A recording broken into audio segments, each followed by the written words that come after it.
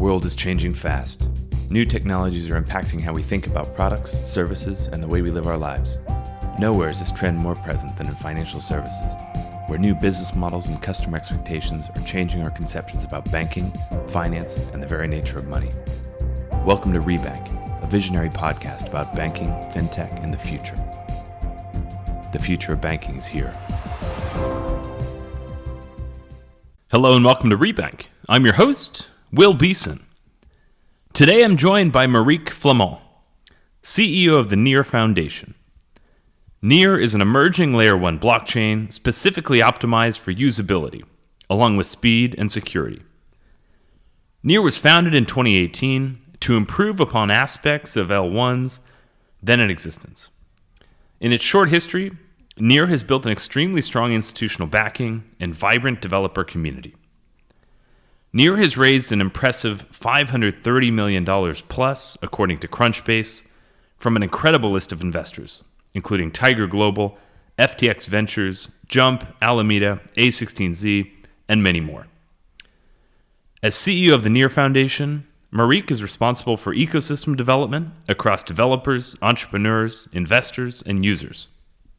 In this conversation, Marique and I discuss competition among L1s, Near's efforts to establish a foothold as a newer protocol, developer and investor motivations in selecting blockchain infrastructure, opportunities and potential risks deriving from Near's institutional investor base, prevailing Web3 developer and entrepreneur sentiment given current market conditions, balancing growth and community stewardship as an emerging L1, and much, much more.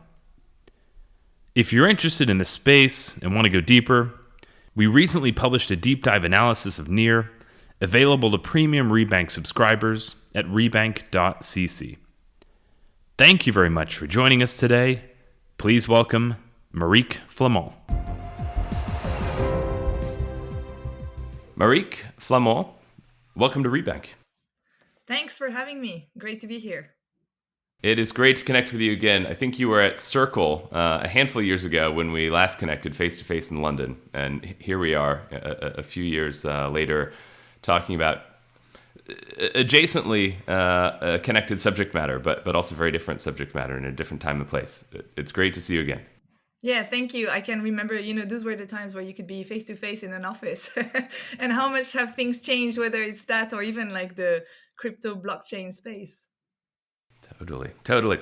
So listen, to kick things off, I'd love to just dive right in. You're the CEO of the Near Foundation, and I've given some context about Near and your work in the intro.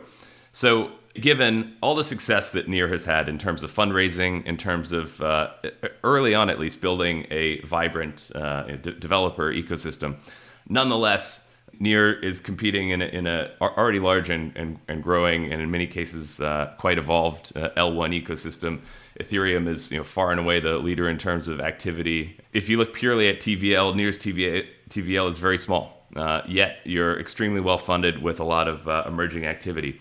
How do you compete as an alternative L1 in a space which is already, to an extent, solidified around a few leaders? Yeah, and I think that's a great question. So it's always like, if you look at actually the landscape of layer one, there is something like, I think 150 different layer ones.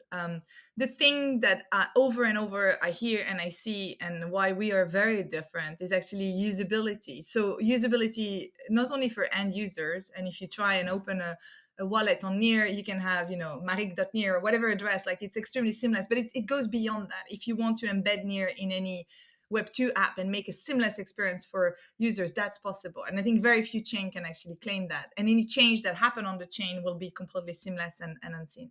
So usability for end users and usability for developers. For example, Near is JavaScript enabled. And, I think it's great to have all those super chains that are Solidity and Rust, but the reality is that majority of developers are not, able to do Solidity or Rust, and majority are still in JavaScript. So when you look at the landscape, there's one thing where we are very, very strong and where we can compete. It's actually usability. And then that links me to actually, you talked about TVL and you talked about other metrics. I I actually don't think TVL is a good metric for success, for change, right? Because one thing we've seen over and over is that, you can have TVL in some place, but actually it's actually quite liquid and that can go into another ecosystem. So is that really a truthful metric for, performance and user engagement? I don't think it is. So the thing we look at, and I think where we're making strides is, how many wallets are actually being created, how many active engaged users are really using the Near protocol and living on the Near protocol. And on that, some key partnerships that we've done a partnership with Sweat is an app. You walk, you get Sweat points. That app was absolutely not crypto enabled or not on any blockchain. Now they're embedded on Near and their TG is soon to come.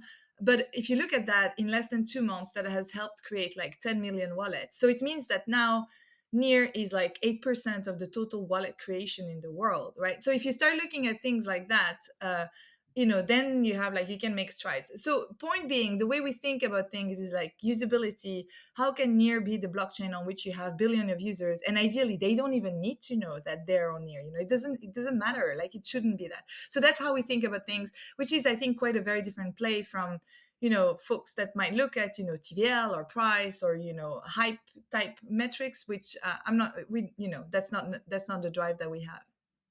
Who do you see as your target audience, right? So you lead the Near Foundation. Your job is to make Near successful, through ecosystem building.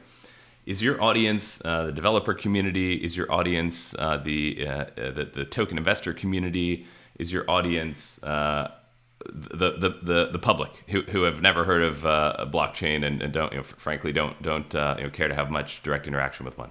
Yeah, great question. So threefold for the audience. One, it's actually developers, because this is still a space that's so new that you do need developers to actually create any type of project. So developer is audience number one. Audience number two is actually entrepreneurs. So whomever is thinking of, hey, what chain should I build on? What type of ideas can I have? That's the second audience we focus on. And the third audience, and I voluntarily put it in that order, the third audience is what we call Web3 curious. And Web3 curious could be, retail, like, hey, I want to learn something, or it could actually be, large enterprises who are thinking like, what can we do actually with that technology? So as a foundation, that's how we think about the audience, because of where we're at in a stage as a technology and also like a broad category. Developers are still like the major part of the audience, right? Without developers, you can't create something. And so that's one point of focus. So, developers, entrepreneurs, and Web3 curious would be what we call our audience. You talked about usability as one of the differentiators of Near, and in researching the platform, it's very clear. Everything from the white paper to all sorts of other references to it. So, can you, I don't know, give some examples of what that means and how it's manifested in practice? Yeah. So example number one, I would say, if you open a wallet on Near, you can have from start like a very easy to read username, right? But not only that, you can actually secure your wallet in a way that is much more similar to a Web2 security type threshold. You choose, right? Do you want to secure your wallet with like a code that we send over SMS, over email? Do you want to link it to a ledger key? Do you want to remember your passphrase, right? So we give options, which, very concretely what that means is that if you have someone, for example, like my mom opening a wallet, she understands it, right? She's like, I can recognize like the type of things that I have to do for that. And that's actually native on Near. So those are some of the things that actually enable us to do that. Linking also on that, for example, we can do airdrops of Near and enable anyone anywhere to open a wallet and have like NFT in it, like straight from a link, right? So those are the things that, therefore, as a user, whether you scan a QR code or you click on a link, you can immediately be, enabled to open a wallet and have, therefore, the tokens. And the tokens become, your entry gate into actually the Near world. And it's not, it's not a currency, but it's more like, this is the thing that opens open up the keys for actually participating in a lot of different application. I'll give you another example, and it's actually an amazing website. So it's called Blockchain, and it's a team that's built on Near, reinventing what blogging is and how you can actually earn money. And if you look at the platform, the way you actually click with your username, and then you're now natively on Near, you can earn with every article that you write. That's all that is completely seamless. You would ask to people who don't know that it's blockchain enabled, they don't know, right? So that's what I mean on that front. The other part, usability, it's more from a developer community side of things, right? And I hear that over and over again, that the tools are very easy for anyone to develop. It's actually seamless to understand what you can do with the technology. We are continuously developing more and more, our documentation and making sure that people have the tools and so on and so forth. But the biggest credit to that is we launched recently JavaScript SDK enabled, and that's really powerful, right? Because again, it's like this idea that almost anyone should be able to start building something on Near as a protocol. So, those are a couple of examples from usability, what it means, and therefore how it comes to life. So in terms of the ecosystem, how would you, or I guess let me be more specific, the tooling and the ecosystem, right? So projects, functionality deployed on top of Near. How would you describe the maturity of the ecosystem right now, the tool set available to projects, and what are you looking to prioritize, if you think forward 6 to 12 months? Yeah. So great question. So the way I think about it is, every crypto ecosystem, if it's not linked to the rest, it's actually on its own bubble, right? And so what I mean by that is actually there is a certain number of pillars that are called we can call that infrastructure, that are a must-have for the Near ecosystem to even exist and be on the roadmap of anything. And so what would be those? Well, you do need to be actually have custodians, be on exchanges, be embedded into native stable coins. You do need to have oracles, data availability, like all of those things that are like almost the fundamental pillar of what's needed, right? We've made tremendous progress on that. We're embedded in, for example, for custodians, Copper and Fireblocks, and Near is more and more organically also available on very key large exchanges. But that remains like a thread, right? Because the number one thing you'll hear from anyone, whether it's actually developer, project owners, or Web3 curious, is that if they don't know how they can enter the ecosystem and what they can do once they enter the ecosystem, then it's broken, right? So that's one part where I would say we've made progress. If I look at, from 0 to 100%, I would say we're probably like 60% of the way.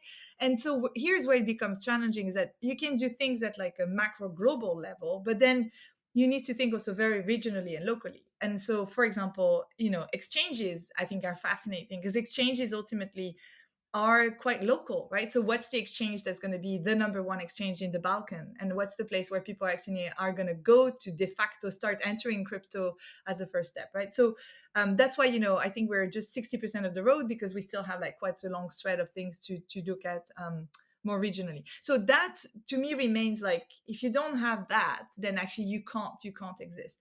And then if we move now more into like the depths of what makes an ecosystem healthy, you cannot function if you don't have all the pillars of DeFi. That's just a fact, right? And so while Near is very focused on usability and user-ended application, you still need to have all the different pillars of DeFi, whether it's actually lending, whether it's actually borrowing or whatever. Like, you do need to have all those different pillars. Same here again, we've made great strides. Having Aurora as an EVM has enabled us also to make strides into that space, right? Again, I would say we're probably 60% of the way of the road there, and so that's where we're at. And then the rest, the different building blocks and Lego blocks, for whether it's for creators, NFT, DAOs, all of that is there. I don't think we're missing like fundamental pieces, and building blocks are being added every day.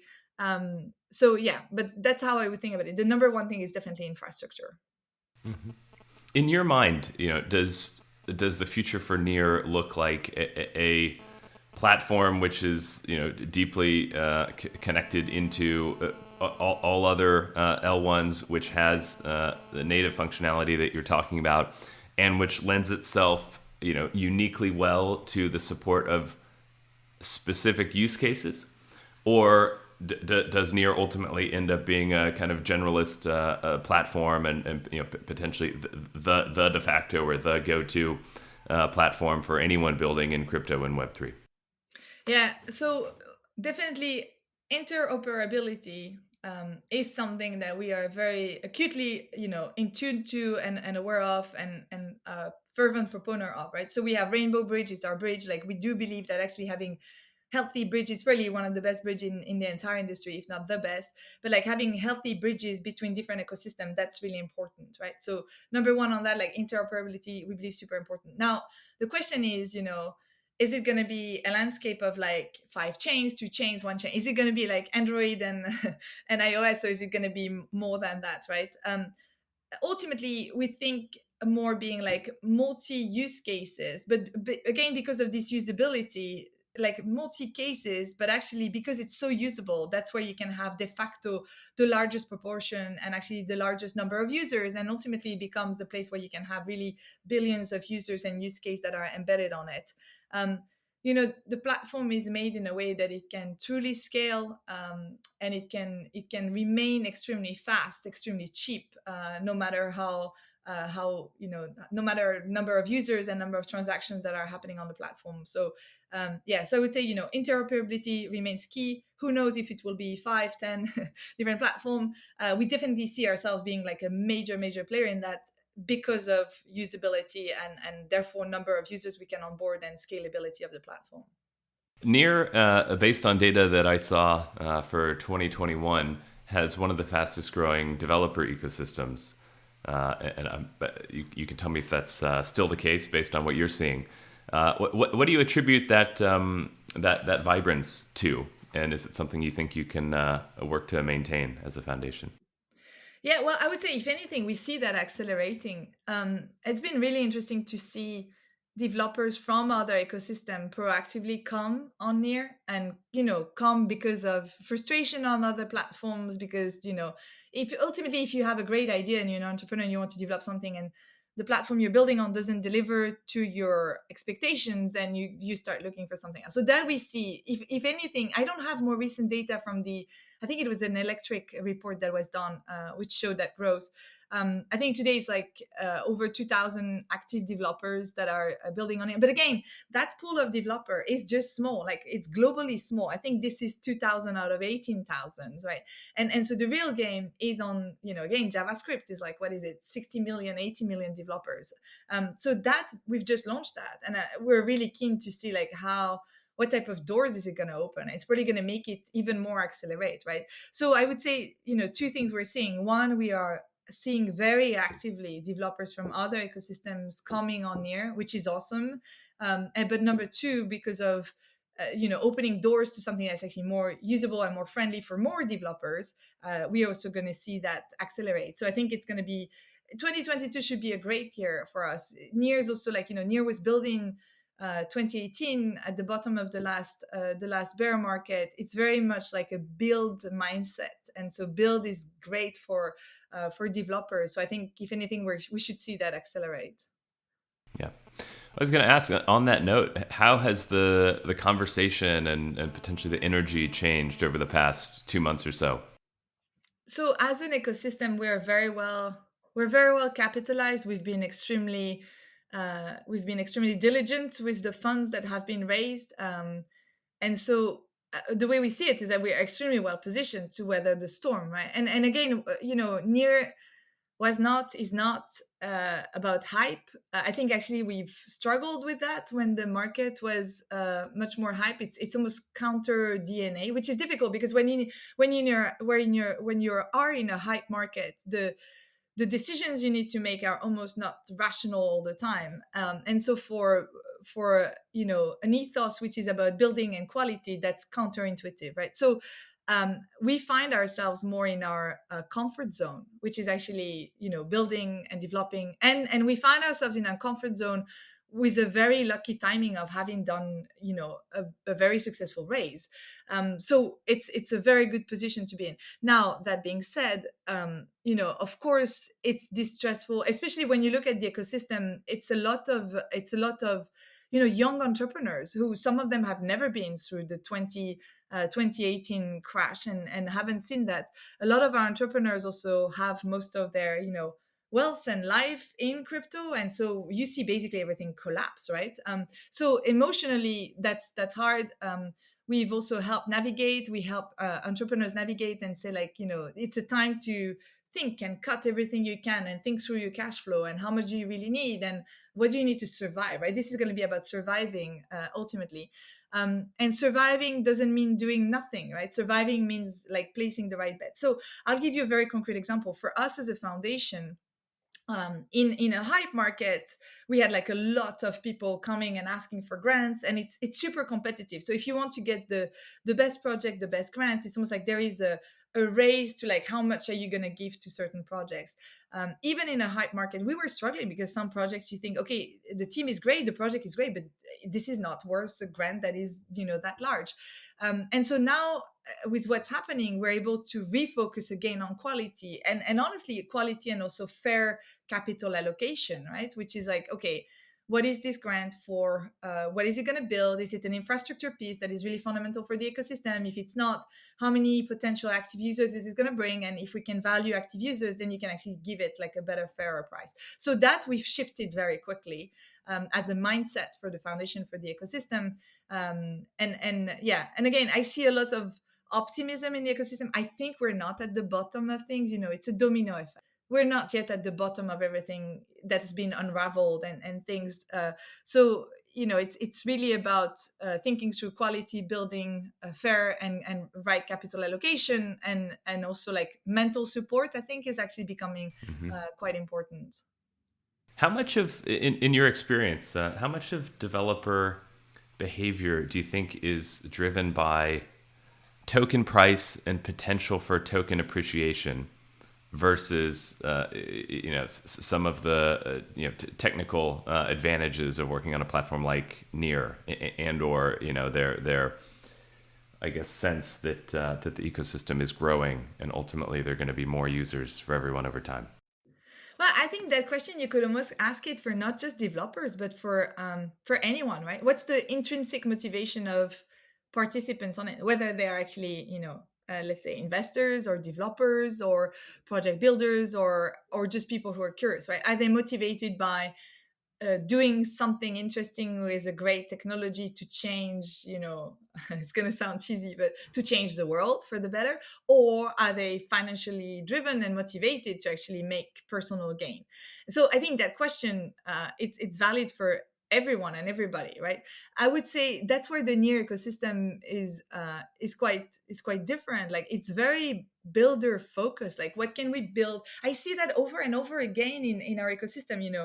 It is projects that are being done, not for like financial gain. It's projects that are being done, and I wouldn't say 100%, right, because it's never true, but a lot of projects are being done because they can change things, because they're moving decentralization forward, because they're reinventing what social media stack today is, or whatever, right?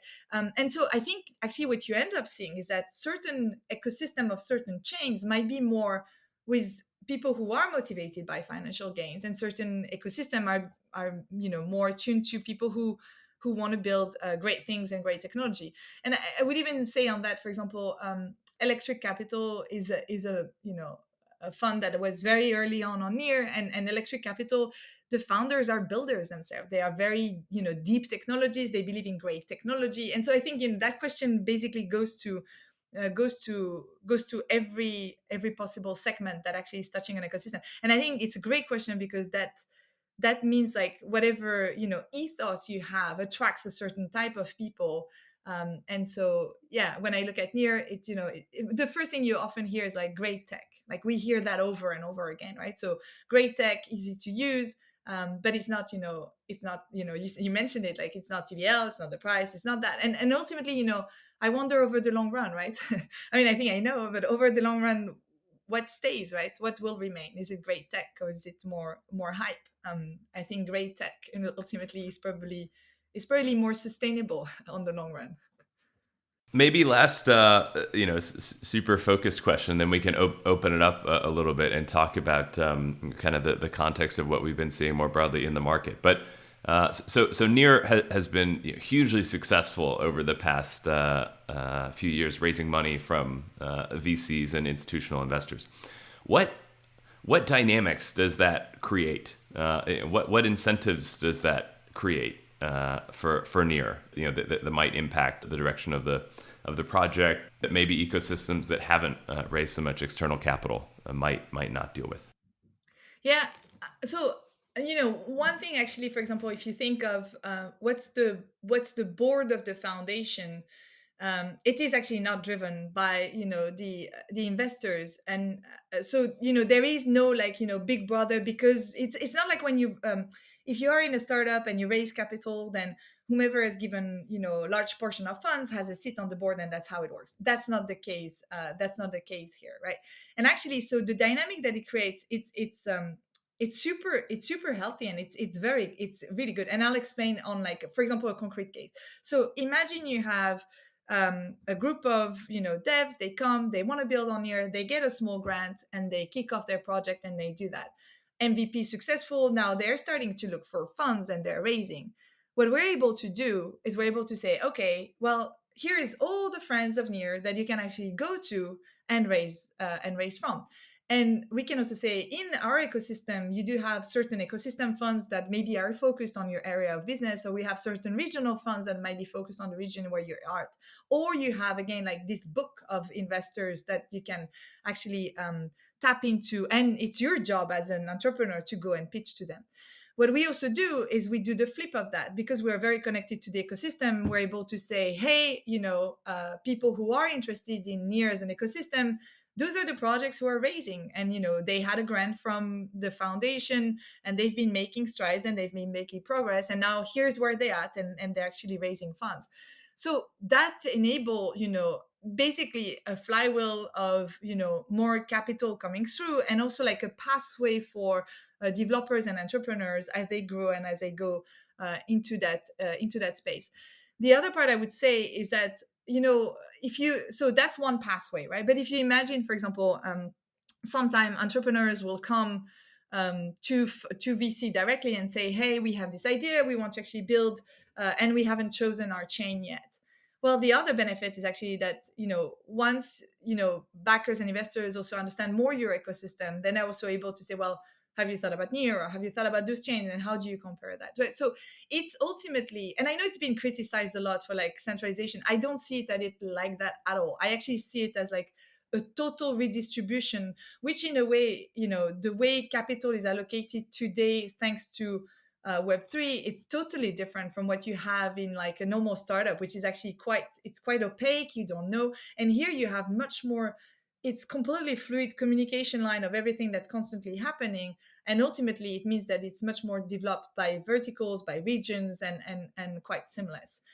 So that's what we see in terms of positive loop, and helping reinforce, and again like distribute more capital for more people to come and build.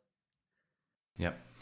I mean, it feels like there's a potential sell pressure for the token at certain price points, depending on where investors got in, and depending on any lockups that may have been associated with fundraisers. How do you feel about that? And do you feel like you have opportunities through investor engagement to try to manage that risk? Well, again, great question, right? And that's where it depends what type of investors do you have, right? Do you have people who are long-term in it with you, or do you actually have people who are, very short-term, and the first minute they can actually make a gain, they'll sell you off. So I think that's something that we've also looked at balancing. It's a balancing act, but I would say, again, we do have a lot of people who are in this very long term, because again of the technology, right? So it's like, if you are with people who believe that it's going to be technology driven, and the the solidity of the technology is there and has to be there, then that's fundamental. Now, obviously, it's also our job to make progress with the capital that is there, right? So it's a different environment that you would have in a normal startup. There is more, I would say, pressure also to say like it's almost more liquid. So now what is it that you do with that? But ultimately, we're also confident, and we do see that even today, right? Because capital has been raised by Near even like since 2018. But it's not because today some could make a gain that they're actually completely selling that off. So who knows? It's something we obviously monitor quite closely. But I think again, if you do believe long term, and when I think long term, a lot of investors we talk to think this is like 20 years long term, right? And this is like $1 trillion market cap. We're just like literally at the beginning of that, and the amount of build and continuous that we have to do needs to be there, right? So yeah, we'll see, but it's a fine balance, I would say. Mm-hmm. Okay, opening it up a little bit, I guess. I mean, I think everyone has been pretty rattled by what we've seen in the crypto markets, let alone broader markets. But let's keep it focused on crypto. Over the past few months, the collapse of Terra, the contagion, through Celsius and 3AC and various others. What has been the general tone at work among the team at Near, the projects that you guys are working closely with? I'll start with that question, then we can go from there. Yeah, so I think it's interesting. In 6 months, I feel we've had to deal with more crisis than I've ever had to deal with crisis in my career. And not that it's comparable at all, but we were as an ecosystem very affected by the Ukraine war, right? A lot of actually our founders and builders are from Ukraine and from Russia.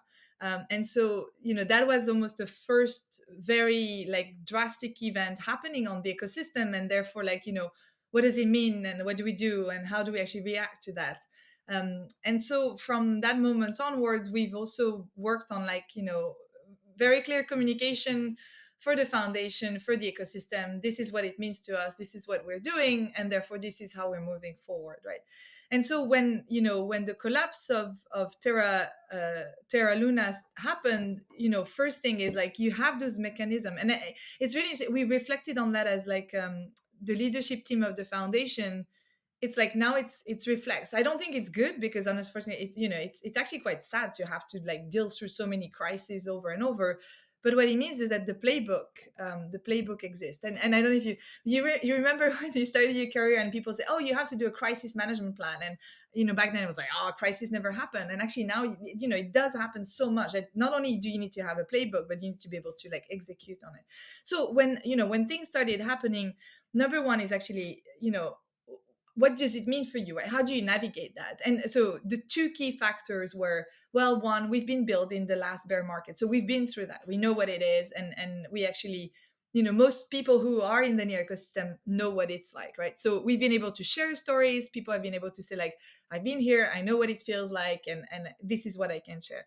And factor number two is actually, well, we are well positioned, and because we've raised those funds. What we hadn't realized at the beginning, which I think is fascinating now, for us, it was obvious that we were well capitalized and that we had been very diligent with the treasury. But actually, fast forward a couple of weeks, and then people were asking, well, hang on, like, who is managing your treasury? And we're like, well, we are managing it. Like, why? Who else would be managing our treasury? That's the job of the foundation. But then you start seeing that in the ecosystem, other projects had done things differently, right? And so you start realizing, oh, we are even in a better position than what we thought, because actually we've been doing things that way, right? So it's been a flow of constant like communication for the team, for the ecosystem. This is what it means. Another thing is also like, I'm a big believer that actually moments like that are also moments to become even better, right? And actually, too much money in a hype market can make you, it's almost like you don't have to think about things. You just have to do as fast as you can. And actually, in a bear market, things become different. You have to be operationally excellent, right? There is no more place for actually, certain mistakes. So if you think of how are you organized, are you really organized the best way you can be? And for us, truth be told, we're not. And there is like, as a foundation team, can we be operating much more like a startup and super nimble and like actually become even better and take that time to become better? Because when it was like a hype market, then we didn't have even time to do that. We just had so much coming through. So those are also some of the things that we're doing, and therefore the constant message is like, good position, not a time to slow down, time for quality, and actually like become even better than what we were. I'm still puzzled by, I mean, I mentioned at the beginning, but like I think it's the domino effect is not over. And I'm just wondering, like, when are we seeing the end of it? Because when we hear from other other projects, and I don't know where the money is coming from. If I'm just honest, I'm just like, so what is it like? Is it like the music has stopped and people haven't realized that the music has stopped, or is it like there is some magic funding coming out of somewhere else? So that part just makes me think we're not at the end of it. The domino effect continues to unfold, will continue to unfold, and then we'll see till where it goes. And our job meanwhile is just to heads down, continue executing and focus on quality. Yeah, yeah. So, I mean, I started my career basically right at the beginning of the global financial crisis, and so I vividly remember the first signs of liquidity issues in like money markets in like summer of 2007, and then Lehman collapsed in the fall of 2008. So more than a year later, and that that's the one. It's the contagion you're talking about, and two, it's the domino effect. So sure, as optimistic as we all are naturally as entrepreneurs and builders, it's just tough to imagine that within 3 months, like the entire system, clears out everything bad, and we just kind of pick up where we left off. So, at the risk of getting a little bit philosophical, having watched, Terra Luna specifically, which I think was so painful, because ultimately, like the success of crypto Web3 has been, easy, quote unquote, retail access to basically, super wacky, exotic, structured finance stuff.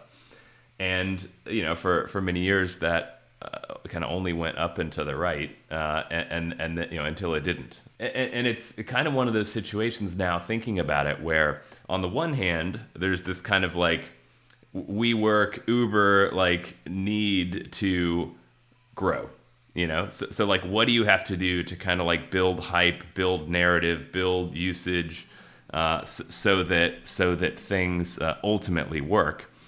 But at the same time, what are your responsibilities as stewards, as custodians of an ecosystem, where people are not only working and therefore pursuing livelihoods, but also in many cases investing huge amounts of money, who may not have all the protections that they would in traditional finance markets.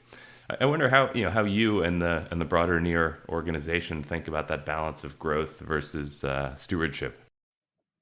Yeah, and I think that's where it's for me. Your question touches on regulation, self governance, and actually ethics ultimately, right? And so one of the thing is like a deep belief that we're building that because we believe it can create a better world, right? You can redistribute power, you can redistribute actually ownership, you can actually make sure that people own their own governance, right? So that deep belief, sometimes I'm wondering, like, are we all on the same page on that, right? So we start every all hands, we start every town hall with why are we here, right? And we are here because we do believe that if you look at current systems, and if you take Instagram and you're an influencer, well, your content doesn't belong to you, right? That's a fact, right? So therefore, how can we create a world where power of data, power of owning your content and governance really really becomes back to you, right? So that's on that front, right? So what's decentralization, and does it create a better world? And I think sometimes that's something to remind ourselves, right? And so we also, for example, the bear market is a good reminder of that, right? Builders in Web3, why are we here, right? Why are we here? We're here ultimately because we deeply fundamentally believe that Web3 can do things in a better way. And therefore, if you think in a better way, then you have a, self-governance. Like, how do you protect people, right? How do you actually have best intention at heart for really creating that world, and not actually having, people lose their entire wealth and livelihood over that. And so, that's why I think it really touches like ethics and mindset, and what we're here to build. Now, I think the thing that's actually heartbreaking is probably like, an example like Terra Luna is gonna do a lot of damage on the entire space, right? And you can already hear it. Regulators are, it's a bit like, we told you so, like, we told you we have to step in, we told you we have to do that. And that's sad, right? Because not every ecosystem is like that. And it's like, it's almost like one example that's going to penalize the entire industry. But ultimately, it is our jobs as builders, technologists, to think through the impact and the consequences of what we're doing. There is hundreds of years that have been happening of, what could happen, and as a human being, what are we motivated by? If we don't think of those biases, and if we also don't try to protect ultimately people who are going to use it, then it's problematic, right? So I agree with you. I think it's philosophical, but I think it's like, for me, actually technology is extremely powerful, but technologists have a duty to think through consequences of what they're building, and that's ultimately that question. And I think sometimes in hype market, like, can I get if people think, can I get rich quickly, then that's a completely wrong motivation, right? And you should not be here for that. Like, actually, you have a great tool in your hands. What can you make?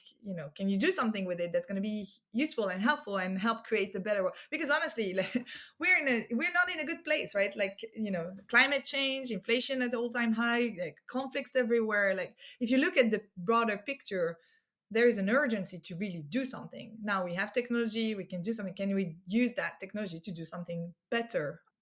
Well, great place to wrap up. Thoughtful answer.